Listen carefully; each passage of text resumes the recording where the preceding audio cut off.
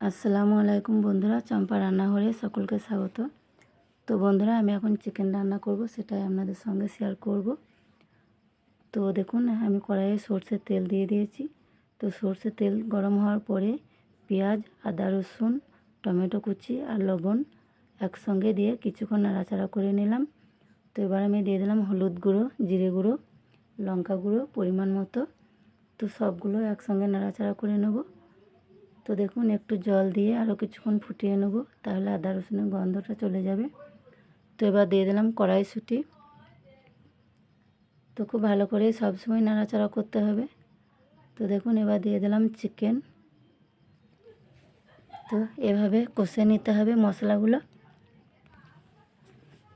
তো বন্ধুরা, আপনারা পুরো ভিডিওটা দেখতে থাকুন, তাহলে বুঝতে পারবেন আমি কিভাবে রান্না করছি। তো এভাবে নাড়াচাড়া করে নিতে হবে। তো নাড়াচাড়া করার পর আমি এবার দিয়ে দিলাম পানি। তো এবার কিছুক্ষণ এটা ফুটিয়ে নিতে হবে। তো দেখুন, আমি দিয়ে দিলাম আলুগুলো আগে থেকে ভেজে রেখেছিলাম। তো এবার দিয়ে দিলাম টক দই। তো সব একসঙ্গে নাড়াচাড়া করে নিতে হবে এভাবে। তো এবার এটা ফুটিয়ে নেব। তো দেখুন, প্রায় রেডি হয়ে এসছে। তো এবার আমি দিয়ে দিলাম পরিমাণ মতো চিনি আর ধনে পাতা। তো এবার নামিয়ে নেব। তো রেডি। তো এইভাবে চিকেন রান্না করলে রুটি দিয়ে খুব ভালো লাগে, আর এর সঙ্গে যদি লাচ্চা পরোটা হয় তাহলে তো খুবই ভালো লাগে। তো আপনারা একবার হলেও ট্রাই করে দেখবেন। তো বন্ধুরা দেখুন, আমরা খেতে বসে গেছি। তো খাওয়া দাওয়া শুরু হয়ে গেছে।